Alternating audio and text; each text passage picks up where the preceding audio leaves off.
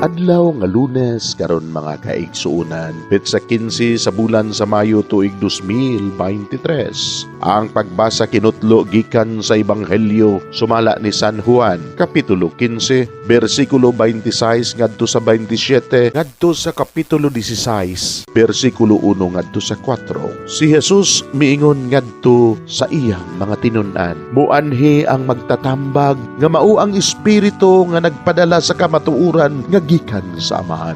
Ipadala ko siya gikan sa Amahan ug magsaksi siya mahitungod kanako ug magsaksi usab kamo mahitungod kanako, kay kamo uban man kanako sukad pa sa sinugdan. Gisulti ko kini kaninyo aron dili kamo mawad-an sa inyong pagtuo. Hinginlan kamo nila gikan sa mga sinaguga ug moabot ang panahon nga ang magpatay kaninyo magtuo nga nagbuhat siya sa kabubuton sa Dios. Kini ilang buhaton kaninyo kay wala man sila makaila sa Amahan ug kanako. Apan gisultihan ko kamo niini aron inig buhat nila niini inyong mahinumduman ang gisulti ko kaninyo. Mga igsuon ng Ebanghelyo sa Ginoo. Daygon ikaw o Kristo.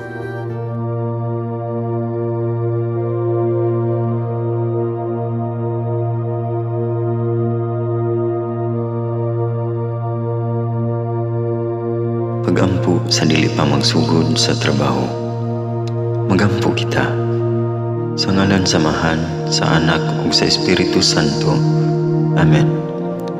Langit mo namong Amahan, sa among pagsulod nining trabahoan, among gidala ang imong presensya uban kanamo. Among gipamulong ang imong kalinaw, imong grasya, imong kaluoy ug ang imong perpektong hanay sa among mga trabaho.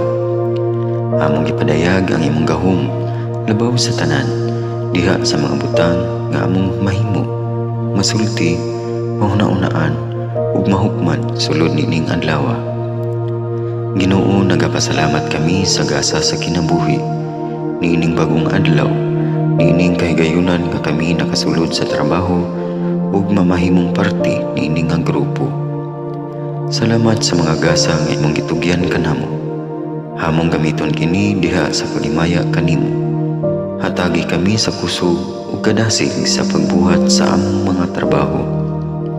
Panalangini ang among mga proyekto, mga ideya ug kusog, aron sa ingon bisan sa pinakagamay namong mga kalampusan, magahatag kini sa imong himaya.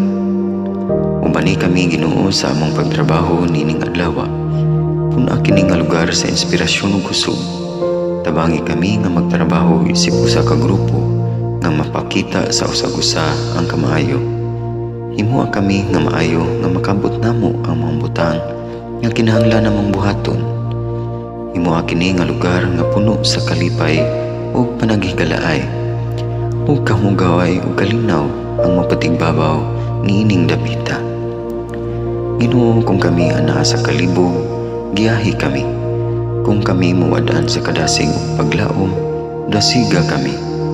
Himua nga ang trabaho nga among gihimo ug ang paagi sa among paghimo niini makahatag unta kini ug hugot nga pagtuo, kalipay ug pahiyom sa tanan nga among mahimamat karong adlaw. Panalangini ang among mga pamilya, among Pinoy-anan, among nasod. Himua nga magmatidud-anon kami sa pagtagad ug pag-amuma sa kalikupan ug sa tanang may kinabuhi diha sa pagbuhat kanamo sa pagkabuot sa imong pangandoy alang sa hustisya ug kagawasan. Ug Ginoo, sa among pagbiya nining lugar, tagay kami sa imong panalangin ug kaluoy sa among pagbiyahe. Panalangini ang among mga pamilya ug Pinoy-anan nga anaon ta sa maayong kahimtang sama sa among pagbiya kanila. Ginoo, salamat sa tanang butang nga imong nabuhat, sa tanang butang nga imong gibuhat ug sa tanang butang nga imong buhaton pa. Sa ngalan ni Jesus, among giampo diha sa tumang pagigugma ug pagpasalamat. Amen. Sa ngalan sa Amahan, sa Anak ug sa Espiritu Santo. Amen.